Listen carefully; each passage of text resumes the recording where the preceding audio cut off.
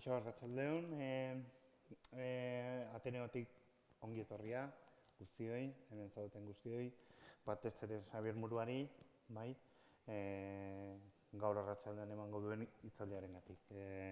Tematika interesgarria daukagu, ni antropologi sailean pixkatxo bat lan egin nuen, baino distopia bezala.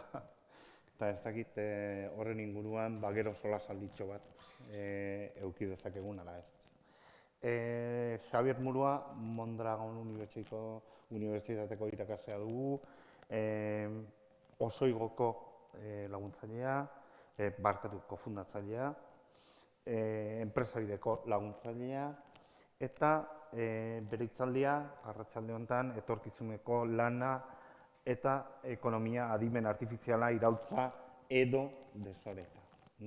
Esan bezala, filosofoek eta antropologo saileko adituak distopia bezala hausnartu egin dutena, agian ez, agian bai, baina hori bere hitzaldiaren ondoren ikusiko diagu, nahi badezue, bai?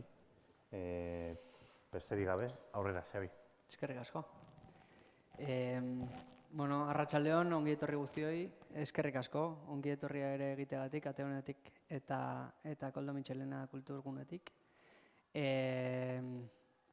Xabi Murua naiz, esan bezala, eskerrik asko Iñaki Sarrera egiteagatik, Osoigo kofundatu nuen, Osoigo, ezagutzen ez duenak prozesu parte hartzaileak egiten ditugu, herritarrekin eta administrazio publikoaren arteko zubilan edo bide laguntza hortan aritzen gera, Zarautzen sortua orain 8 urte, eta Mondragon Unibertsitatean irakasle edo laguntzaile, eta gero ere bai enpresabidea.eus edabide digitalean ere bai, astelehenero hortxe ikusiko nauzue, raka, iritzi artikuluak ere bai idazten, astero. Ez dakit... Atzo zenbait filosofoekin distopia bezala adimen artifizialen inpaktua Blade Runner famatuaren errealitatera eramango gaituen ala ez eztabaidatzen, ez? Guztiak berdintsu, guztiak atomizatuak, hori izango da gure gizarte berria, Blade Runneren errealitatea, ni horren beldur naiz, egia esan da, baina zuk argituko diguzu, orain txoan. Bai, saiatuko gara. Aurrera. Bai, eskerrik asko. Arratsaldeon, eskerrik asko Iñaki Sarrerarengatik, ea gero tartetxori dugun solasaldi bat egiteko. Eta distopia, nik iraultza ala desoreka deitzen dion dan horri, aurreratu nahi dizuet, ez dela bat ere teknologikoa izango, hitzaldia, saiatuko gerala nien naizelako teknologoa, bai teknologia garatu dugula, eta Osoigo sortu genunetikan softwarea garatzen aritu gara, aplikazioak egin ditugu eta bar, baina printzipioz nik ez daukat inongo ikusi duzue, perfil tekniko teknologorik, bai? Saiatuko naizena da, eta zergatik guzti hau, edo hitzaldia zergatik nagonik gaur hemen, behatzaia naizelako oso kuriosoa konsideratzen naiz, eta bai saiatu naiz, han eta hemen, Twitterren eta alde danetan pixkat, gertatzen ari dan guzti honen inguruan, asko irakurtzen, asko kontrastatzen, batak eta besteak esaten dutena eta gero teknologia bera erabiltzen, bai? Orain ChatGPT famatu egin da, baina beste erraminta batzuk ere badaude eta saiatu naiz kuskusatzen, garatzailea izan gabe, inteligentzia artifiziala, adimen artifiziala ere bai trasteatzen, bai? Eta hortikan, hausnarketa batzuk egin ditut, etorkizuna irudikatzen saiatu naiz eta profetismoan erori gabe, enator profeta izatera hemen, baina behintzat zuekin partekatzen astelehenero idatziz egiten dudana, saiatu naiz hemen ordu batean dana estutzen eta sartzen bai. Orduan, irekita, edozein ekarpen egin nahi badu, oso eskertua eta egin dezagun debate bat, ez? Gero Iñakirekin batera sola salditxoa. Esan bezala, nahi zerpikatuko, baina oso egon prozesu parte hartzaileak egiten ditugu, asko ibiltzen gara herritarrekin, ez bakarrik teknologia, parte hartze digitala egiten dugu, bozkaketak antolatu ditugu, inkestak egiten ditugu, webgunean lan egiten dugu, baina presentzialki ere bai. Saioak dinamizatzen ditugu, auzoz auzo, hemen gaur Donostian gaude, orain gutxi, adibidez, Donostiko prozesu parte hartzaile baten aritu gara, auzoz auzo, herritarrekin, entzunez, beraien iritziaz jasoaz, proposamenak eginez, bidelaguntza hortan aritzen gara. Orduan, beraz, ikuspegi sozial hori bai asko landu izan degula. Mondragon Unibertsitatean saiatzen naiz, orain 8 urte osoigo sortzetik bide honetan ikasi dudan guztia, pixkat hori gaur egungo ikaslei transmititzen. Enpresagintza fakultatean aritzen naiz, eta 3. eta 4. mailako ikasleekin batez ere, zerbait sortu nahi baute, kooperatibaren bat, beste lako enpresaren bat edo, pixkat bide laguntza hori ematen. Edo, behintzat, nik hanka sartu nuenekoa kontatu eta ia ez duten berriro hanka berdina sartzen, ez? Eta gero enpresabidean, esan bezala. Astelehenetan, gustatzen zait, hausnarketa txiki batzuk egitea, eta saiatu naiz guzti hori gaur hemen konprimitzen. Beraz, ekintzailetza, teknologia eta divulgazioa. Dira hiru adar, 3 oinarri asko gustatzen zaizkidanak, ikusten duzu ez zaidala bat ere kostatzen hitz egiten, asko hitz egiten dut, eta nator, nire bizitzako 3 aspektu edo 3 oinarri sendo, gaur zuekin partekatzera. Zergatik gai hau? Ni bai hasi nintzen duela 3 urte, inteligentzia artifiziala asko zeren nagotik dator, eta baina 80ko hamarkadan eta hasi zan honen inguruan, eta garatzen hasi zan, baina orain 3 urte, atzera egiten baitugu 3 urte, benetako booma izan zen. OpenAI izeneko enpresa batek, ChatGPT izeneko erreminta bat jarri zuen martxan, eta hor izan zen teknologiaren loraldia edo. Esan dezagun sozializazioa, bai? Masara zabaldu zen lehenengo aldiz. Eta horra hasi nintzen, lehenbizi sartu nintzen, kuriosatu nuen, gero trasteatzen hasi nintzen, lagunak baditut ere bai, hasieratikan trasteatzen nahi dituzianak eta hortikan hasi nintzen gero ere irakurtzen, nola evoluzionatzen zuen teknologiak, zertarako balio zuen, hasieran oso gaizki zijoan, zuk galdera egiten zenion eta berak erantzun bat ematen zizun, baina erantzun hori ez zegoen ondo, berriro egiten zenion galdera, zuzenduz eta berriro erantzuten zizun, eta gaur egun ezagutzen dugun Google bezalako bilatzaile moduan funtzionatzen zuen eta gaizki gainera. Baina gero kontuatzen ginen, astez-aste hobetzen zijoala.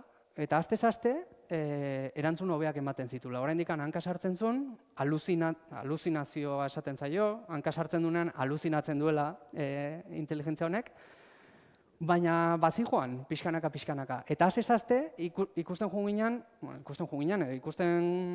zan, geroz eta zehatzagoa eta geroz eta zuzenagoa zala, ez? Eta esan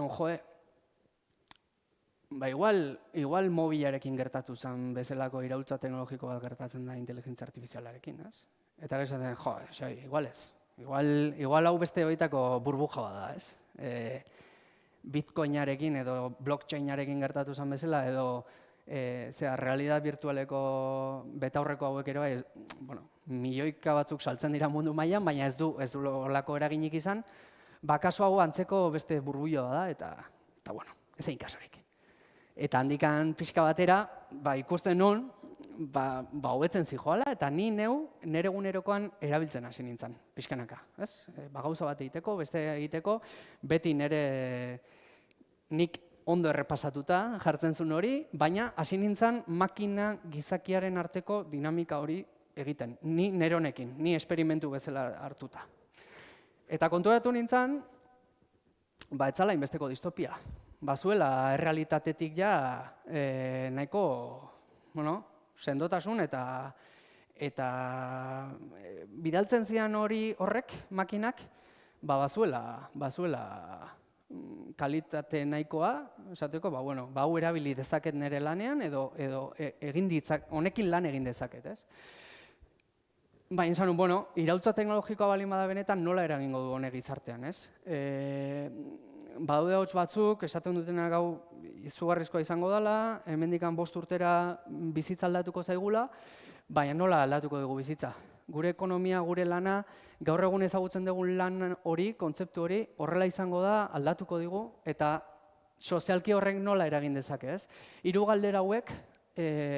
galdera hauei erantzuten saiatzen naiz, gaur eta bihar ere saiatuko naiz berriro, ikusi ahala inteligentzia artifizialak nola evoluzionatzen duen edo, baina saiatu nintzen hasieratikan 3 galdera horiei erantzuten, ez?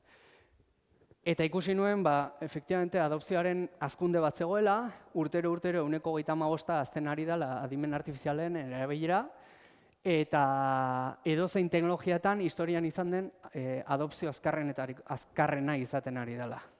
Hasieran ikusten da, grafiko batzuk daude nola lehenengo teknologiak, gurdia, ez? Gurpilak eta kurbak nola egiten duen horrela goraka oso pixkanaka.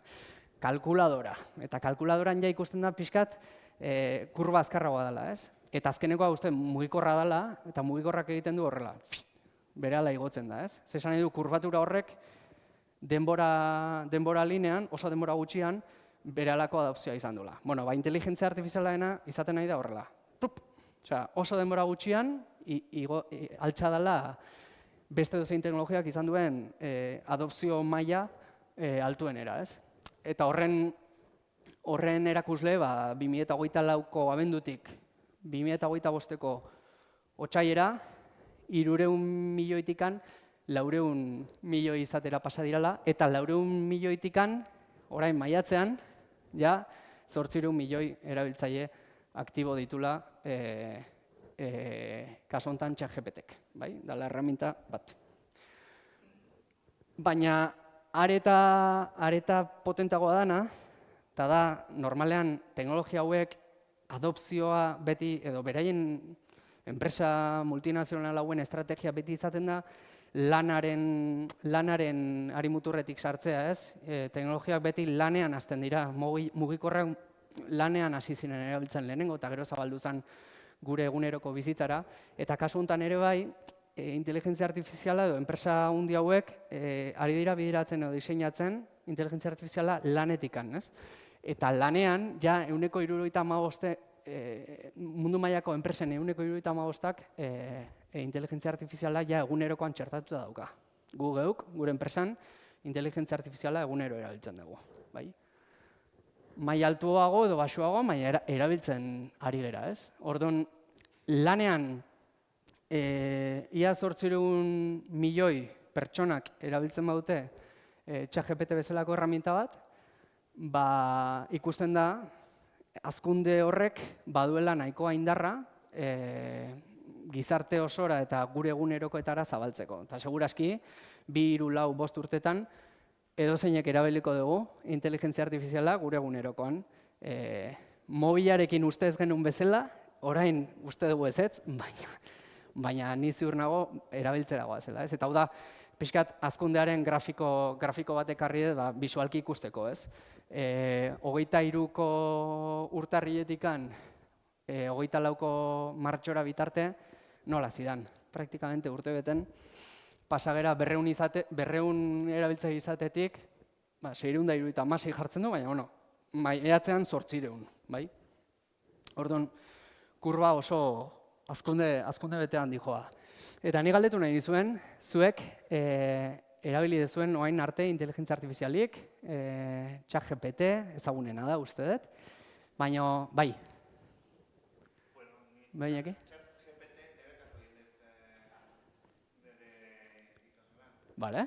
Baina, eske erabat, ulermena eta irakurtzea almen hori galdu egin dutela. Oso ondo?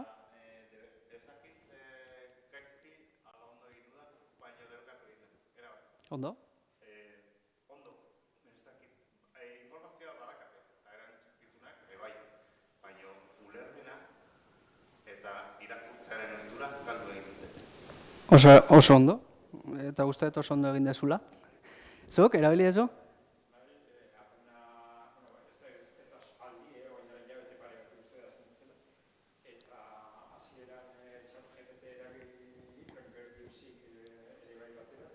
Bale. Zertako erabiltzezu edo, ze... Bale.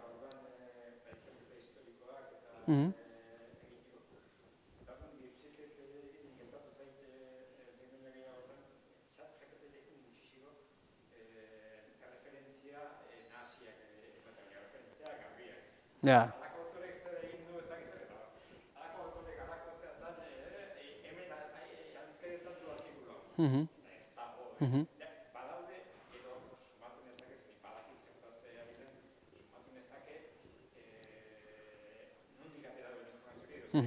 Bai, bai.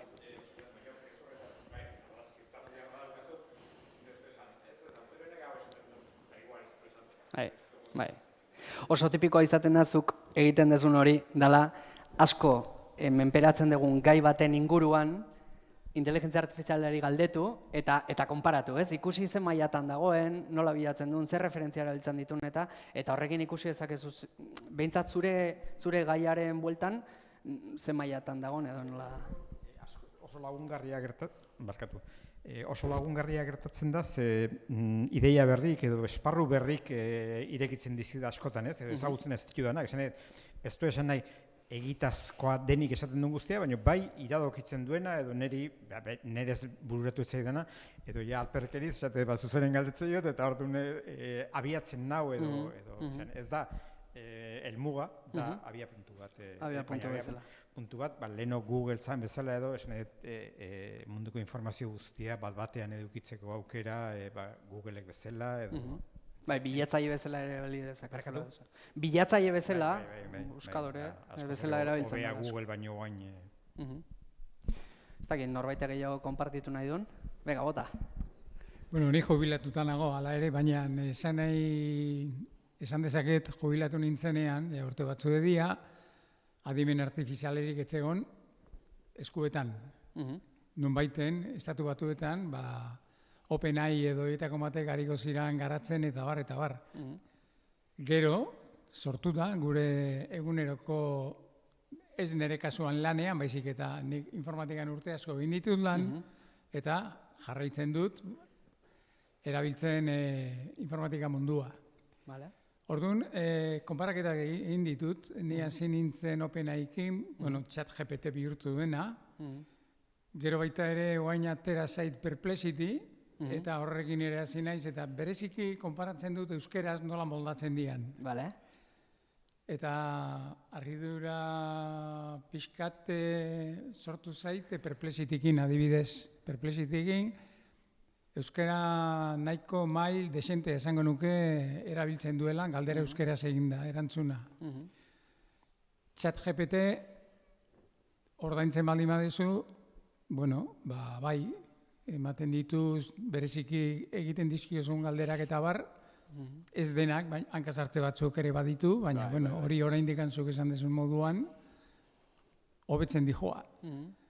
Uste dut, izugarrizko erraminta dela, nik ezagutzen ditudan informatika munduko batzuk galdetzen diete beraiei, oraindik lanean ari direnei, eta denak daukate beraien aplikazioetan, integratuta, adimen artifiziala integratua. Horrek zerbait izan nahi du. Eta gaina dira, app-ak egiten eta programazio astunak eta bar, enpresentzako eta bar. Orduan, kale ezin du egin adimen artifizialak. Eta bukatzeko, lehen esan dudana, zugarrizko erraminta dela. Noren eskuetan erortzen den, horre egon daiteke arazoa. Nor manejatuko duen guzti hau eta nork esango duen zuk bai eta zuk ez.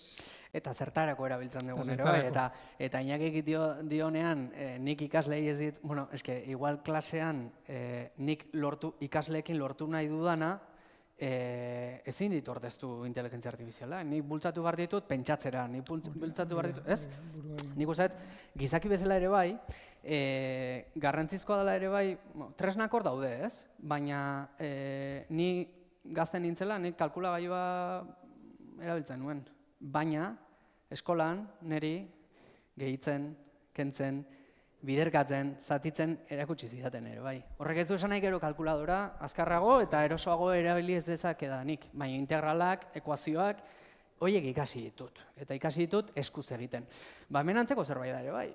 Osea, nik uste teknologia oro ondo etor dakigukela, gizaki bezala, gauza da teknologia noiz, norekin, eta zertarako oso garrantzitsua dela ere, bai, ez? Orduan, hezkuntzan adimen artifiziala bai ez, izugarrizko debatea dago, baina nik uste dut, quorum bat badagoela, hezkuntza alorrean adibidez, Iñaki dioen bezala, inteligentzia artifiziala ez erabiltzeko, ez digulako garatzen uzten, garatu behar ditugun kapazitate edo aptitude horiek lasai garatzen, ez? Eskerrik asko, biei ekarpen egiteagatik. Bueno, baietako, Perplexity, DeepSeek komentatu dituzue, OpenAI hor dago, eta nik ekarriko dizuet Europar bat, beste dana jankiak eta txinoak dira, eta Europar bat ekarriko dizuet Lowell, ez da egite ezagutzen duzun, zu informatikaria izan da, baina Lowellek egiten duna esaldi bakar batean, garatzen digu webgune bat, plataforma bat edo aplikazio bat. Orduan, kapaza da,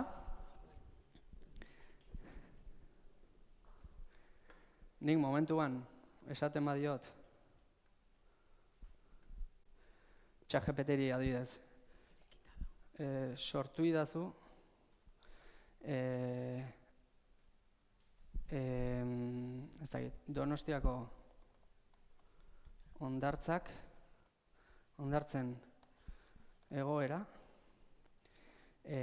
erakutsiko didan webgune bat. Bilakatu Lowabolerako prompt batean. Prompta esaldia edo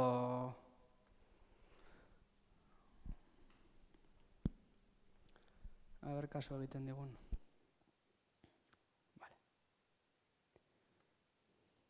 Nik kopiatzen dut, ChatGPT-ek eman didana, Lowabole daramat, eta Lowabolek egiten duna da create apps and website by chatting with AI, bai? Honek sortzen ditu aplikazioak eta webguneak. Nik hau hemen orain pegatu egiten badet,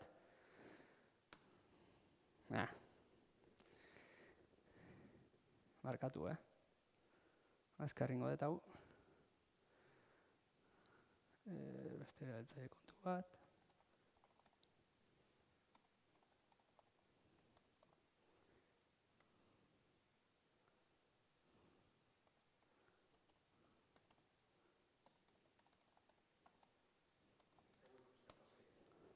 Ez da? Eta nik ere ez omen dakit buruz. Jesus Maria.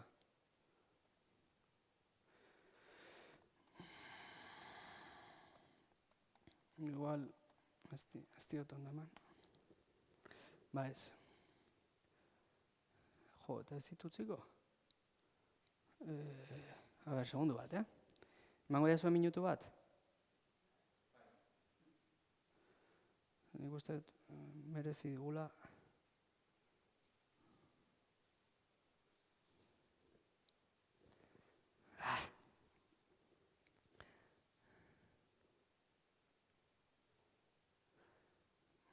Nik ordena joan pres nuen, baina ez.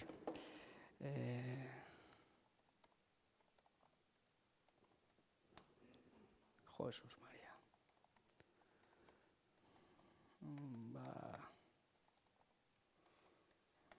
Guai, enero la espero,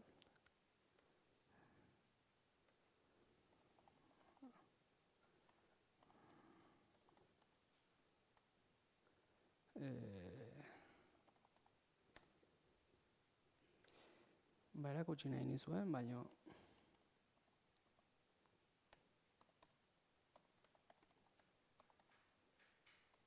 va a ser que no. Jesus Maria.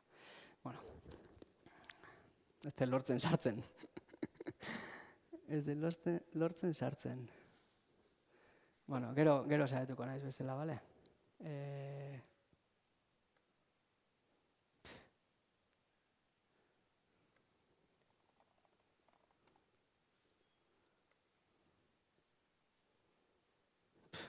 Ez dakit nola egin. Ja. Oso igo.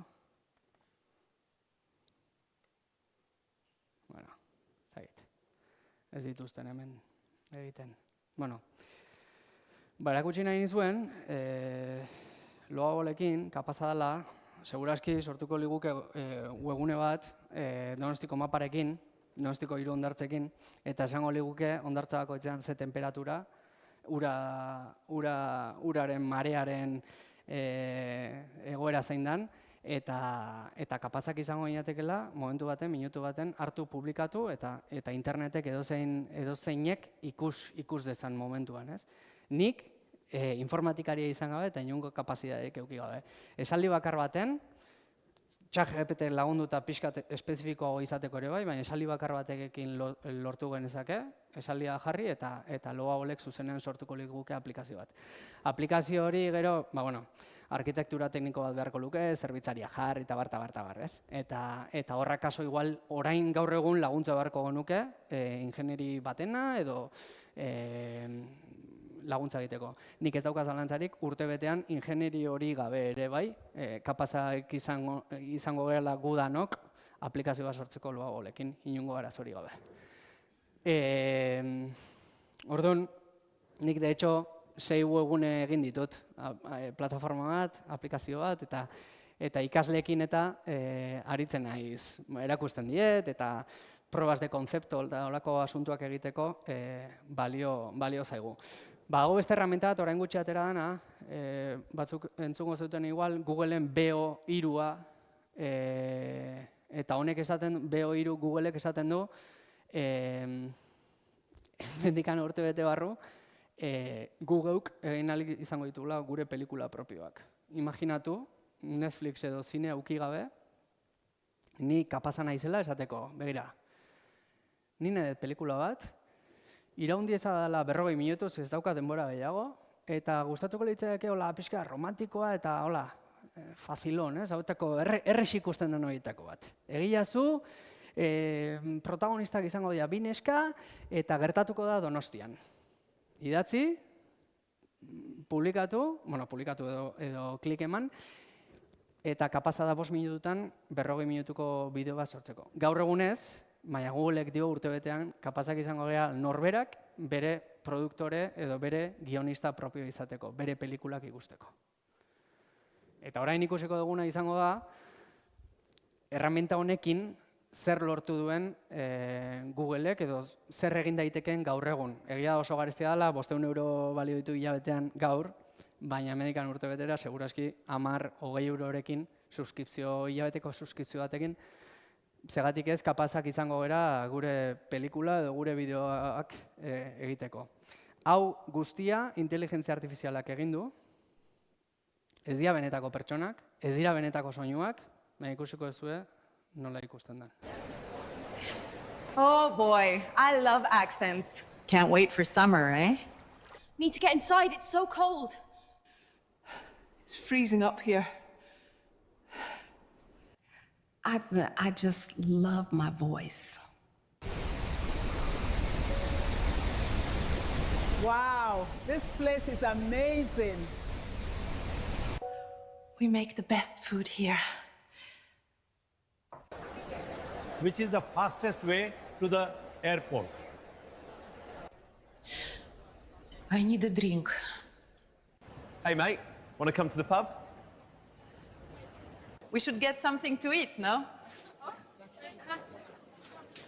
Hey mate, want to come to the boozer?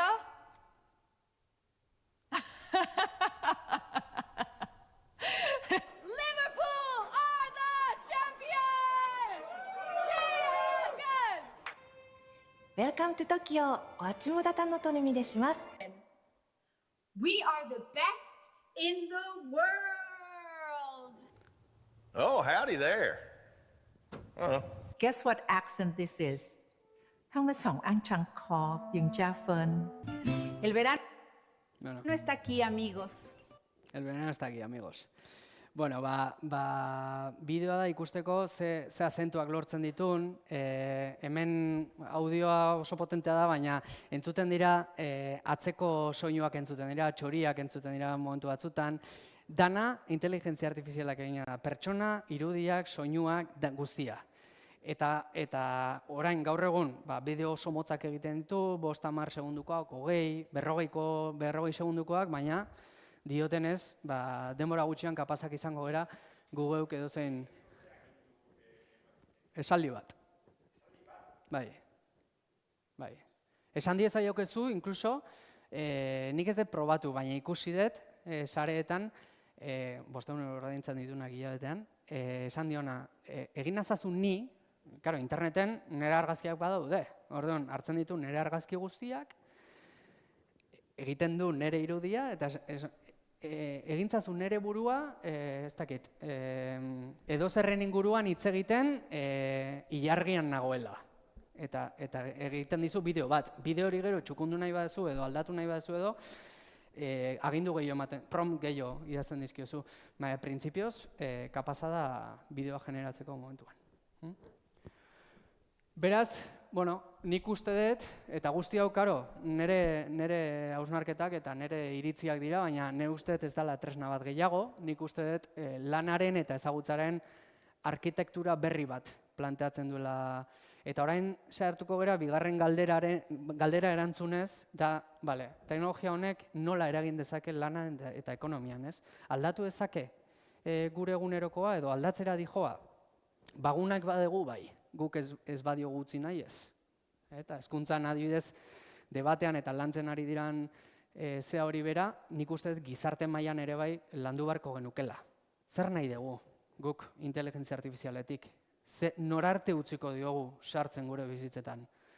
Aldatu arazi nahi dugu gure bizitza? Edo ondo gauden bezala? Guk lana gaur egun ezagutzen dugun bezala aldatu nahi dugu? Pixkat hortara goaz, ez?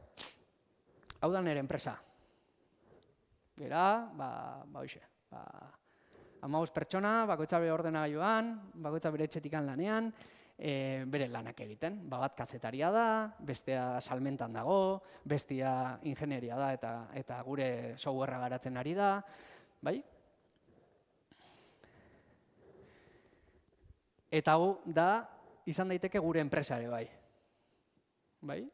Eta hau gaur egun gertatzen da. Murtzian, batez bi gazteek sortu dute 10 milioi fakturatzen duen enpresa bat.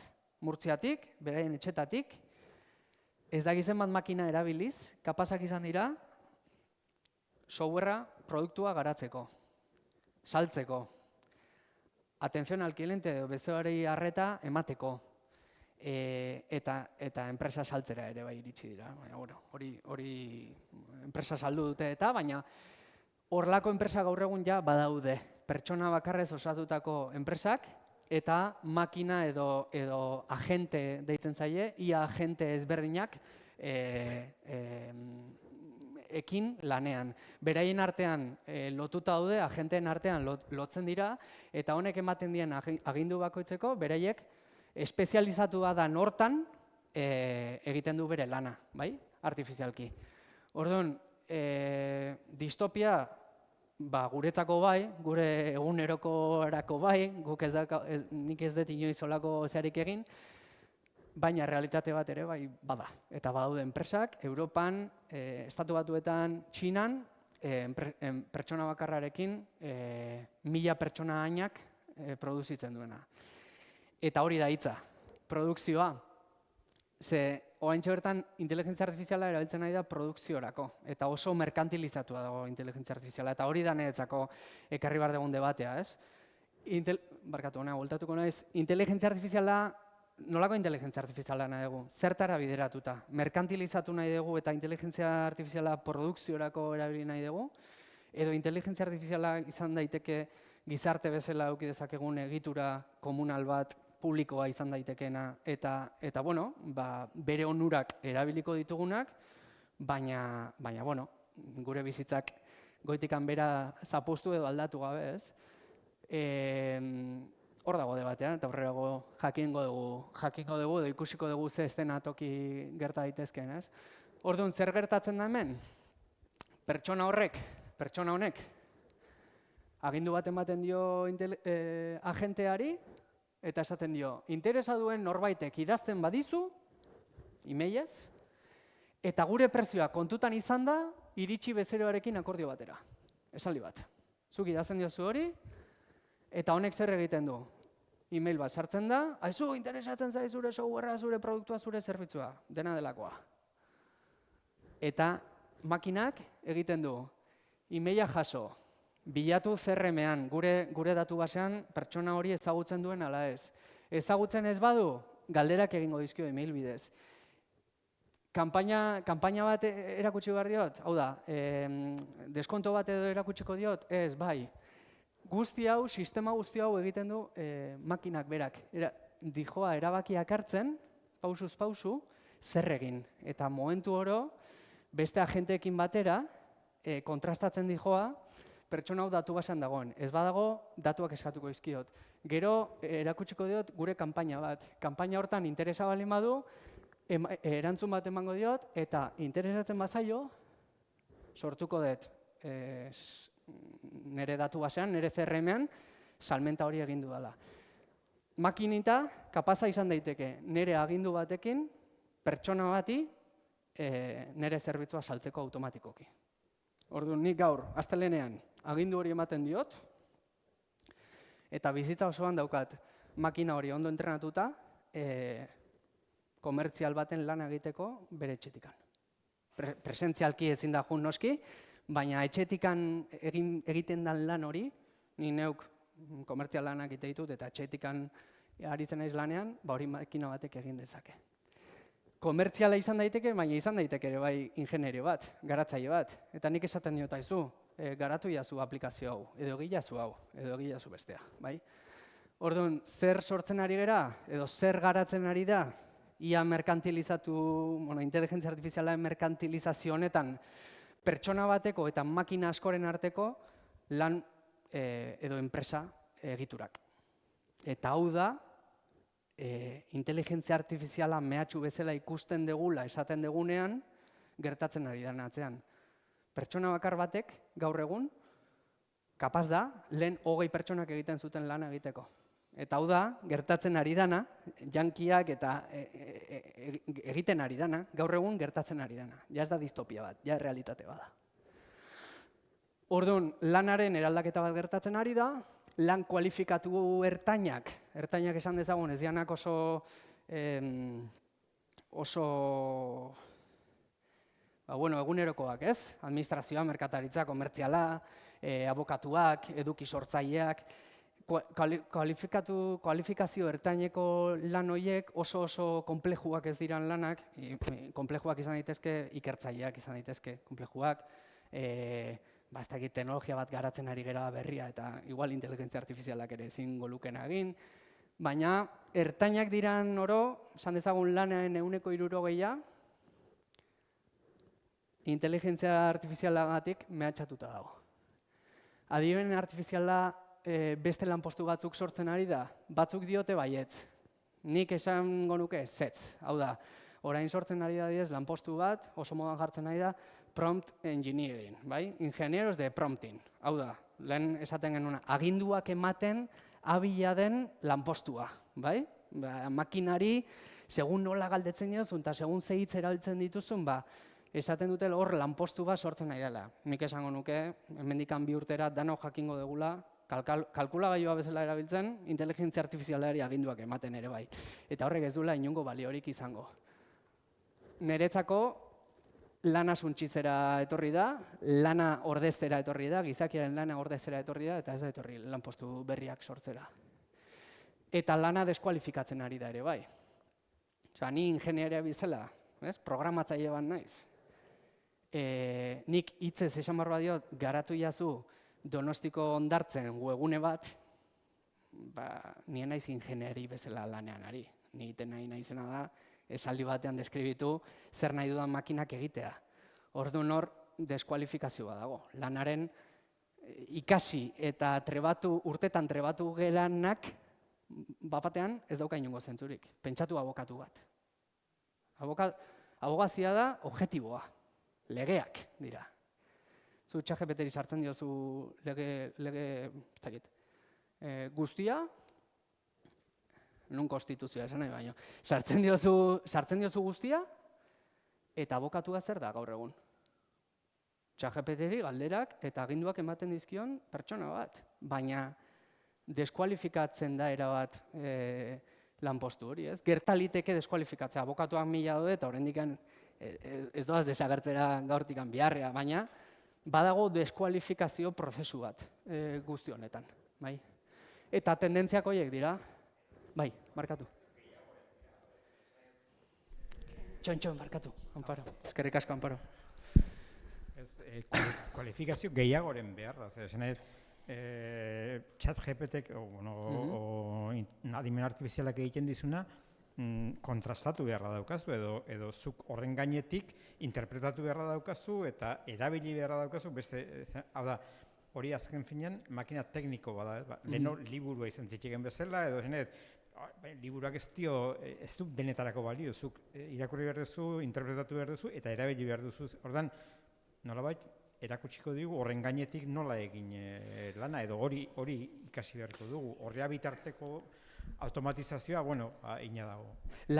Bai, erabat ados. Horregatik nioen, nola jartzen nuen, lan kualifikatu ertainak, hau da,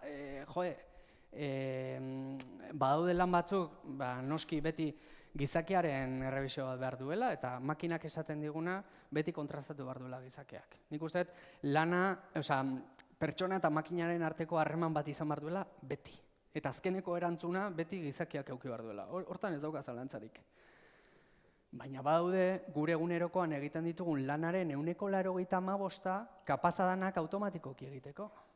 Eta nik lehen 8 ordutan egiten nuen lana, 5 leiho ireki, bakoitzean agindu bat eman, eta kapazadana 8 ordutan egiten nuena ordu erdian egiteko. Orduan, eguneroko lan errepetitibo mekaniko horiek, derrepente desagertu egiten dira. Denbora edukiko duzu gauza gehiago egiteko, baina gu gaude oso mentalidade, produkzioaren mentalidadean, azkenen kapitalismo batean bizi gara, baina produkzioaren mentalidade hortan gaude. Eta igual ez badegu denbora gehiago irabazi behar bizitzeko. Zergatik ezin du makinak lana ordeztu eta gu humanoak izatera dedikatu, ez? Zergatik 8 ordutan egiten zana, orain ordu erdian egin dezakegunez, dedikatu behar diogun gainontzeko denbora lan gehiago egitera, ez? Hor badago... Oantxe hori gertatzea da, esan edo, oain dela 100 urte edo 150 urte edo 200 urte behartzen duen janaria sortzeko eta lantzeko eguneko 26 ordu egin beharra. Eta etzeko esan, gaur egun nik ez dut horrelako bateria lanik egiten, da orduan 24 ordu dauzkat beste gauzetarako eta beste gauzak egiten ditut.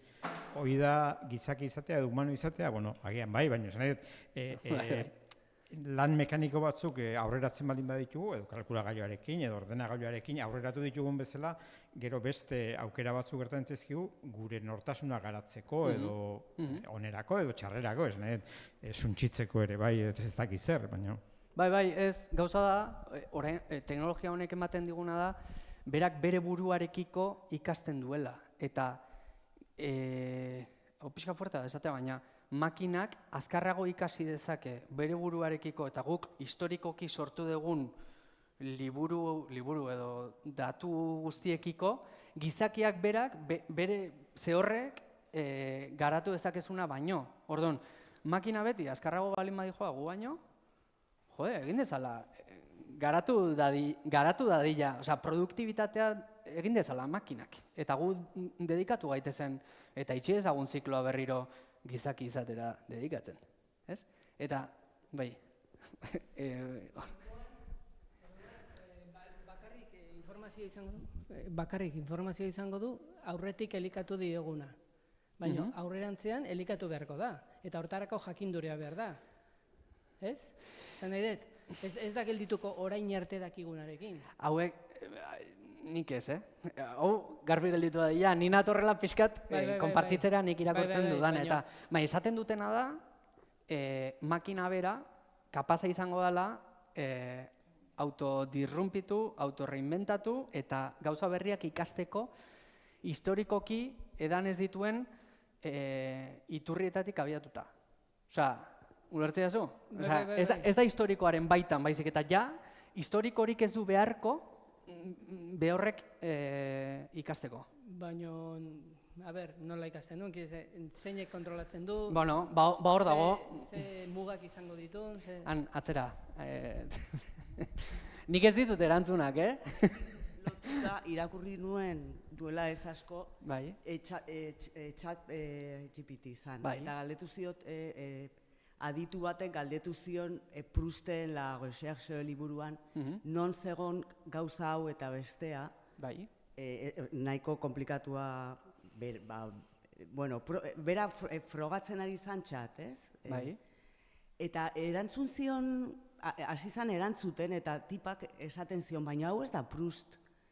Eta berak aitortu zion, erresumen bat egin dut, eta ez dakiz, konturatu zen horiek ez ziala Prousten hitzak, ez? Orduan, nik uste, kreazioaren munduan eta oraindik falta eskerrak, ez? Eta gainera arrazoi ematen dizu. Bai, arrazoi dezu, ez da Proust, da? Hori bai, arrazoi dezu, baina bai, eskusak edo. Eskusak jartzen dizkizu, bai. Ez bai, arrazoi dezu, lerratu naiz, hau esan nahi nuen. Eta igual bigarrenean hobeto pixkat, olakoak gertatzen dira, eta hortarako dago programatuta. Beti arrazoi emateko, konplazentzia hori zuri eskaintzeko, kaixo egunon, eskerrik asko, zerbait behar badezu esaiazu, hortarako dago programatuta. Baina horren atzean, dago makina bat, dago nahi bat, produkzioa eta gizaki orain arte definitu gaituen produkzio lan kontzeptu hori ordezteko, bai? Eta hor sortzen da debatea. Ja ez da kreatibitatea baizik, eta lana bera, lanaren kontzeptuaren alienazioa, ez? Zer izango da lana orain edo etorkizunean, ez? Orduan, tendentziak eta erronkak, enplegu globalaren 40% inguru automatizatzeko arriskoan dago, eta ekonomia aurreratuetan 60%. Adimen artifizialak 300 milioi lanpostu inguru leku zalda ditzake 2030-ako. Eta leku zalda, niretzako Goldman Sachs hemen oso janki gelditua dana, baina nik uste ez dela leku aldatu. Ez evoluzionatu da lanpostua. Niretzako leku aldaketa da berdin lanpostu eza. Beste datu batzuk, barne produktu gordinaren goraka da, adimen artifizialaren erruz edo hori esker, estatu batuetan bikoiztu daiteke, hemen ikusten dituzu ez, grafikaz, baina basikamente esaten du adimen artifizialak ia bikoiztu egin lezakela barne produktu gordina zenbait herrialdeetan. Eta hau bai sinisten dut, hortarako dagolako programatuta, ez? Produkzioan gai izateko, gaur egun egiten dugun hori biderkatzen, ez? Beste bat, FMI edo nazioarteko diru funtsak grafiko honetan esaten du, mundu mailan, hau da esposizio maila, bai? Adimen artifizialak sortzen duen esposizio maila enpleguak ordezterako orduan. Orduan esaten dugu mundu mailan 120ra ez da iristen esposizio handiko arriskua enpleguetan, baina adibidez ekonomia aurreratuetan asko igotzen da. Aldiz, ekonomia pobreenetan gutxi, zergatik lan eskulana asko zera handiagoa delako, ez? Orduan, eta ja ez da edozein, ja da, nazioarteko diru funtsa eta iturriak potenteak dirala, bai. Jartzeizkizu dut lau eredu oso handi, Klarna da, guk mobil bat erosten badugu finantzatzen digun plataforma, bai? Nik ez dakit. Ordenagailu bat erosten den 1.000 euroan, oain ez ditut 1.000 euroak, eta plazotan ordaindu nahi dut. Bueno, Klarnak erraminta bada, hori aplazatzeko, ez? Klarnak 5.000 langile zituen, eta 5.000-tik 3.800-era izatera pasatu da. Bere adimen artifiziala kiki deitzen diotenak, 700 bezerori arreta eman zielako hilabete bakar baten, eta kapasa izan zen, 120 pertsona zeuden departamentu baten danak ordezteko. Zer egin du Klarnak? Hauek ez ditut behar, kendu egingo ditu gainetikan, eta pasa 5.000-tik 3.800. Eta ja anuntziatu du 2.000-ra jaitsiko duela. 2 urtetan. 5.000-tik 2.000-ra. 3.000 pertsona ez dira leku aldatzen. 3.000 pertsona kalera doaz. Shopify, 1.000 langile kaleratu ditu, eta hauek egin dutena, ez ditut zifra asko jarri nahi, baina hauek egin duten politika interno bat izan da, norbait kontratatu aurretik, demostratu behar da zuzendaritza taldeari, adimen artifizialak ezin duela lan hori egin.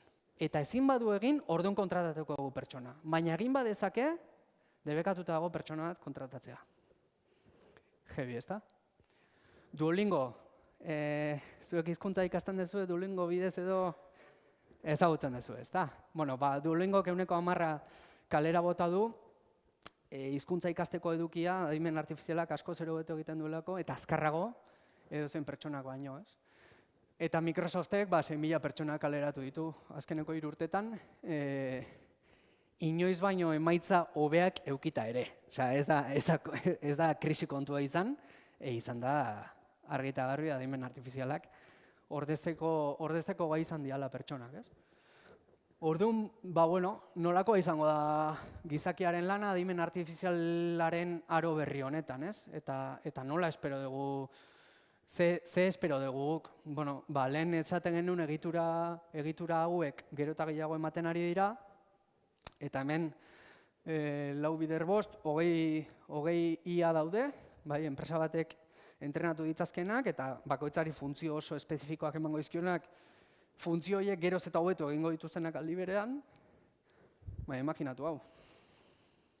Lehen 100 pertsonak lan egiten zuten enpresa baten, hemen 100 IA daude orain, eta lanean daudenak 5 pertsona dira bakarrik.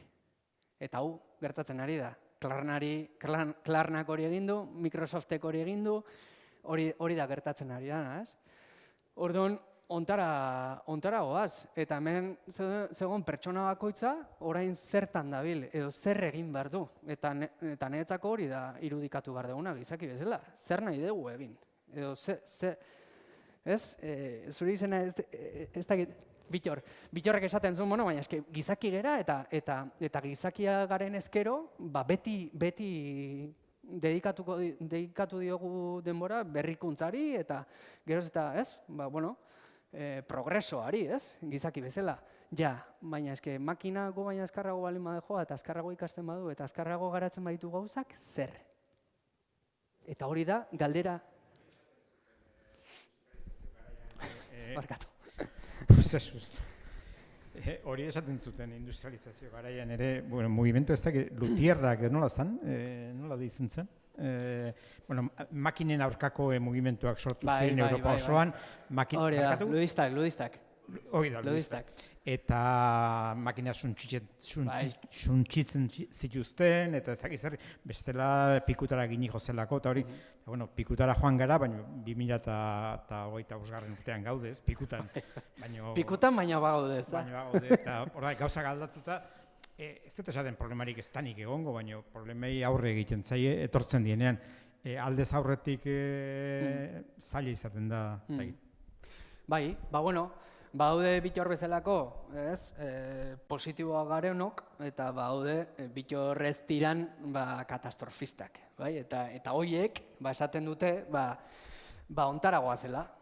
Adimen artifizial merkantilizatuaren estena edo estenatoki batera, zeinean, plataforma logikan lan egingo duten, hau da, egongo dira munduan, 2, 3, 4 enpresa multinazional handi, oligopolio, eta beraiek kontrolatuko dute, banatuko dute eta zerbitzatuko dute mundu guztia. Bai? Ez gaude baino urruti, Google ikuste, Google hor dago, Microsoft hor dago, Apple hor dago, bai? Zerbitzu sozialak, hezkuntza, digitalizatua eta merkantilizatua egongo dela, bai? Langabezi teknologiko sakon bat egongo da, lehen ikusi dugun eskemarekin, eta oinarrizko errenta moduko sistema, ezarri beharko dela, SMI famatua, jarri beharko dela, herrialde guztietan, mundu guztiarentzat. Populazioa bare edo gu bizigeran logika hauetan bizitzeko, diruarekin eta bare. Eta subiranotasun teknologikorik noski ezetz. Aldiz, bada beste estenatoki bat, non teknologiaren garapen kontrol publiko bat egon daiteken, erregulatu daiteken, lanari zentzu berriak ere bai topatu dizaizkiok egun, hemen orain zaintza komunitarioa, ekintza politikoa, parte hartze instituzionala, sorkuntza, bizitza komunitarioa, bera, hau da, gizaki izate hori berreskuratu ezakegula nolabait, ez? Eta adimen artifizialak gehiago erabili azpiegitura, infrastruktura bezala, zerbitzu bezala, baino gaur egun dan modura, ez? Ez da langabeziaren arazoa, denbora birbanatzeko arazoa baizik. Hau da, orain, ordu erdian kapasa baldin bagera, 8 ordutan egiten genuen egiteko, 7 ordu terdi horietekin zer egingo dugu. Eta guazen, pentsatzera, nola birbanatu, denbora hori, nola egin berriro, nire ditzen diot, berriro gizaki izan, baina, individualizatu gera, atomizatu gera, nola saretuko gera berriro, nola egingo dugu komunitate izaera hori berriro, ez? Eta, ekonomia soziala nagusitu daiteken estenatoki bat. Hau da, nik lana ez dut egiten bakarrik produkzio hutsagatik eta diru irabaziagatik, baizik eta komunitateari zerbitzu emateagatik. Eta horrek, estena horretan, inteligentzia artifiziala azpiegitura bezala erabilizak egun horretan, akaso, zentzu eduki dezake. Eta akaso, balio dezake. Gaur egun dagoen bezala, ni naiz batera aldeko, baina balio lezake, zergatik ez. Beraz, niretzako egokitze aldi bat dago, Europar Batasunak niretzako papela handia dauka, nolako inteligentzia artifiziala nolakoa nahi dugu, zer egin nahi dugu berarekin, nik uste debate horiek eman bar dirala eta berandu goazela, ze enpresa handi hauek ez dute etenik, eta astero izugarri aldatzen dijoa, eta makinak berak asko ikasten du egunez egun, orduan, nik esango nuke erdilo gaudela gai hauekin, eta hasi dirala debatitzen, eta badaudela, kesi karta blanka, kesi no seke, kesi Europak, eta baina ez dagoela askorik, ez dagoela fundamentu askorik honetan. Eta nik uste, orain dela momentua, ez da estenatoki dikotomiko bat, ez, hau, baina bai itxuratu behar dugula, edo bai eman behar dugula forma, zer nolako gizartean nahi dugun, ez? Ondo nabil, ez da? Bai. Orduan, etzako lanaren alienazio moderno bat gertatzen ari da, zeinean ez doa gizartearen behar kolektiboekin bat, adimen artifiziala, zerbitzuak eskaintzen ari da eta jende asko erabiltzen ari da, baina ez dator bat gizarteak behar duen prozesu sozial, kulturalarekin bat. Eta niretzako langilearen rola, lehen esan dugu ez, baina gero eta sinpleagoa da, ez pentsatzeko, ez sortzeko, baizik eta algoritmoek agindutakoan klik egiteko sortuak dirala gaur egun inteligentzia artifiziala horiek. Orduan gu lanean erabiltzen ari gera, baina tontutu egin gaitu bat. Zenik esaten diot hau egintzazu eta egiten dit. Orduan zertako egingo den nik lan hori, ondoan balin badaukat makina horrek, ni baina askoz ere azkarra egingo duela. Orduan tontutu egin gaitu, alienatu egin du lana, eta lanak ez du zentzurik izango. ez du loturarik izango, ez de sentituko ni komunitateari aportazio bat egiten nahi natzaionik. Horregatik, interbenitu behar da, sartu behar gera nolako inteligentzia artifiziala nahi dugun eta zertarako erabili nahi dugun azpiegitura bezala gure gizartearentzat. Orduan, Iñaki Berenguer, MIT, hau bai izan dela ikertzailea eta bueno, MIT-ko irakaslea ere bai, honek esaten du zentzugabeko lana deritzon fenomenoa areagotzen ari dela eta lanaldi osoz ari gara, baina benetan denbora gutxiago behar dugula jada, gaur egun lan bera egiteko. Orduan, momentu askotan, gora begira pasatzen dugula denbora, eta gaur egun dagoen inteligentzia horrekin ja kapazak izan beharko genukela, orain 2 urte egiten genuna 8 ordutan, gaur egun ordu erdian nuke esango, baina 2-3 ordutan kapazak izan beharko genukela egiteko. Eta nik 3 hipotesi ekartzen dizkizuet. Ez dira proposamenak hipotesiak dira, igual ni neu ere, igual akaso enatorrela bat, baina 37,5 orduko lan jardunaldi famatu hau dela eta zergatik ez dugu 20 orduko lanaldi bilakatzen. Eta langabe gelditzen diranekin partekatzen lanaldia. 40 orduko aste auki berrean, zergatik ez 20 orduko aste bat. Eta bat nik lanpostu bat duela, 40 orduko lanaldia duela, zergatik ez beste batekin partekatu. Eta biok 20 orduko lanaldi bat egingo bagenu. Eta lanik gabe gelditzen diren hoientzako eta partekatu ezin daiteken lanik balin badago, SMI edo errenta unibertsalarenak zentzua luke? Ez? Esateko, aldaketa demografikoa modan jarri dela, kontzeptua eta ez, piramide invertida eta guzti hau, gizartearen gehiengo bat, jubilatuta egongo da, eta igual ez dago hainbesteko diferentzirik 160 izan edo 175 izan. Zergatik ez dugu planteatzen olako zerbait. Eta erabiltzen dugu inteligentzia artifiziala gure lana ordezteko, ez? Eta komunitatearen zentzuari indarra emango bagenio, hau da, zirkulo itxiko bagenu industrializazio garaikoa eta berriro gizaki izatera dedikatuko bagina. Individualizazio hortatikan... Bai, ez, baina, asko hitz egiten da, ez? Iñaki berak sarreran esan du, eta oso ados nago, individualizazio betera jungerala, oso atomizatuta daudela bizitzak, igual bada garaia ere bai. Gure 40 orduko lanaldi hortatikan 20 dedikatzeko, ez? Igual komunitatea eraikitzera, ez? Zergatik ez.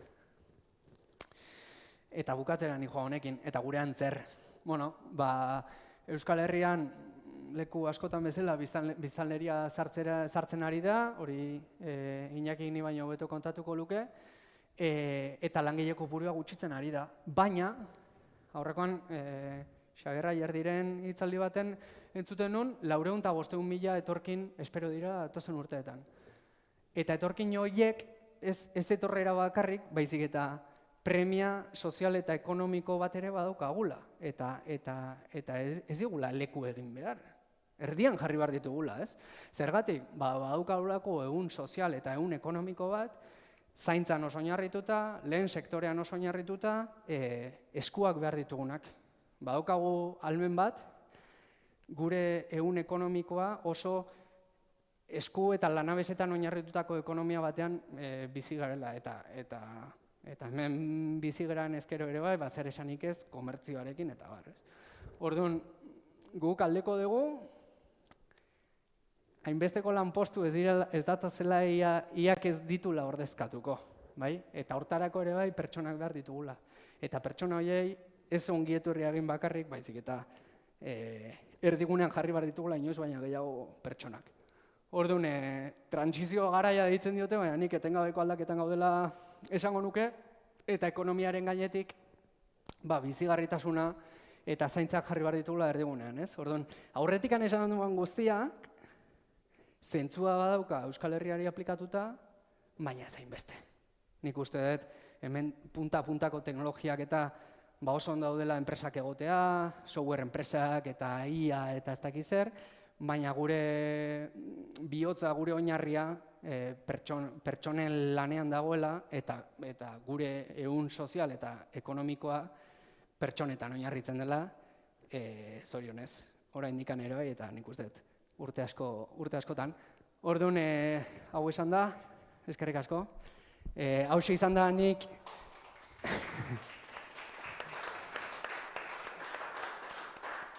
Hauxe izan da nire hausnarketa bat, eta bueno, debatitzera eskartuta. Eskerrik asko ere bai interbentzioak egiteatik, askoz ere eramankorragoa izango zelakoan ere bai, eta eskerrik asko. Bai, zorionak, Xabi, erabat erakargarriak zuk egindako hausnarketa, baina zure bizio nola baiteko utopista eta ez alienatua aspaldi Schumpeterrek, ekonomistak, aldarrikatu egin zuen. Eta ilunpean daukaguna da Marcuseren distopia, el hombre unidimensional esaten dena. Ni topatzen dudan errealitatea desberdina dek. Alegia, 16 urteko nerabe batek ezin du bigarren hezkuntzatik alde egin, hanka egin, idazten jakin gabe. Beste gabe. Era bat ados. Eta daukaguna gainean hori da, egun Euskal Herrian. Nik ikusten dudana. Eta Schumpeterren utopia anti-alienista horretatik nahiko urrun gabiltzala uste diat. Ezer ez esate, erabat suskribitzaiat.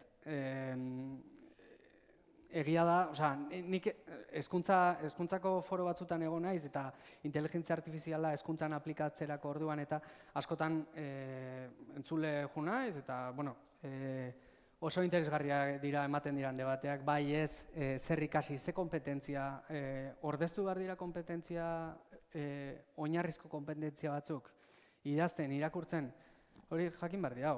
Gizakiak hori behar du, orduan, zenbaterainoko habilidades blandas deitzen zaion eta modan jarri den hori, baina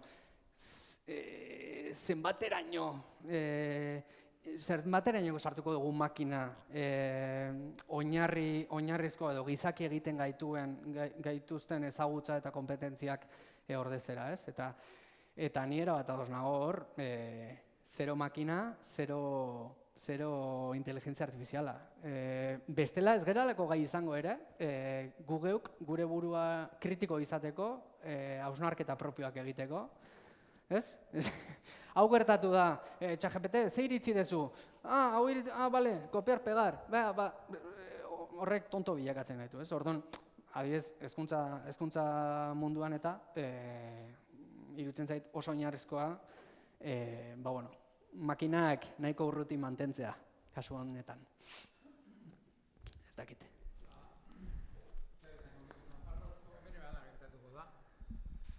Nafarroko hezkuntzan, DBH-en, lehenengo kursotik bukaera arte, laugarrena da bukaera, lehenengo kursoan ikasle bakoitzari Nafarroko hezkuntzak ematen dio Chromebook bat, eta Chromebook hori berarekin izango du laugarren urtea bukatu arte. Oporretan ere etxean izango du, ondo zaindu behar du, eta bar. Egia da, ezin zela hortikan sartu zuk nahi duzun lekutara, baina, bueno, orduan, zesan nahi dut honekin, makinak urruti, baina 12 urtekin aukera daukate, sistemak makina jarri diolako mai gainean, eta hori ondo zaindu, eta horrekin nengo ditugu gauza asko eta asko, 4 urtetan, kasu honetan. Eta hezkuntza sailak eskaintzen du Chromebooka eduki daitekeela, baina zentro askok atzera pausua egin dute. Ni dakidala eskola eta eskoletan ez dakit, hezkuntza publikoan ez dakit. Ikastoletan badakit ikastola asko atzera egin dutela pausua eta arkatzera bueltatu dirala. Nafarroan horrela da, momentu honetan horrela dago. Baina askok eman zuten pausua pentsatuz ona izango zela eta gero konturatu dira ez dut. Eta atzera egin dute eta bai. Eske debatea dago... Oso sakona da debatea. Bai. Eskerrik asko. Galdera gehiago? Edo, ez dakit, hausnarketa, zerbait konpartitu? Ez? Bueno, hor, nire buruari askotan galdetzen diot, adimen artifiziala indarrean jarri zanean, nonbaitetik hasi izan datoak jaten. Eta orain ere datoak janikin behar ditu, eskaerak betetzeko. Pentsa dezakegun, dato guztioi edanak dira gu guztionak. Oso errez bialdu ditugu datoak adibidez drivera, Googleen, eta bialtzen ari gera, eta beste plataforma pila batetan, eta adimen artifizialak momentu honetan ez dakit, baina hortikan jaten egonda informazio guztia, nire iritziz. Iritziz, jandu ziur. Eta egun batean norbaitek erabakitzen baldin badu hori bukatu eginda, eta dato gehiago ez dira irakurriko, geldituko gea, momentu horretan dagoenarekin, nolabait plataforma horietatik kanpo. Bai, baina egin beharreko lana edo ikasi beharrekoa historikoa, ja ikasi du ikasi beharrekoa. Osea, ja ez dago atzera bueltarik, baldin eta ez bada adibidez enpresa ixten edo enpresa publifikatzen, bai? Osea, ikasi beharreko guztia ikasi du, eta orain hitz egiten nahi diana, AGI deitzen diotena, dela agente bat, bere buruarekiko ikasten duena, hausnartzen ikasten duena bakarrik, eta gauza berriak eraikitzen hasiko dena. Oraindikan sortu ez diran edo ez dagoen informazio bat eraikitzen hasiko dena.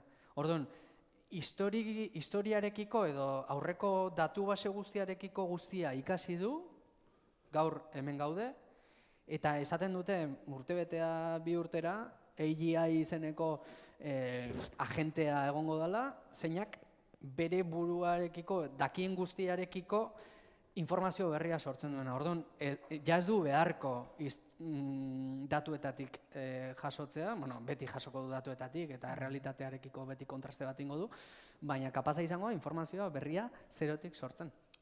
Orduan, komplexua dela, asuntoa.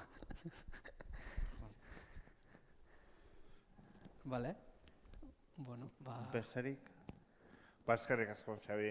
Eta espero dugu Ateneotik beste batean halako hitzaldi polita eskaintzea urrengo batean. Eskerrik asko. Ez dakit gehiago dudan, Nik dana kontatu dizuet, dakidan guztia. Zoragarri izan da. Eskerrik asko. Eskerrik asko zuei, da...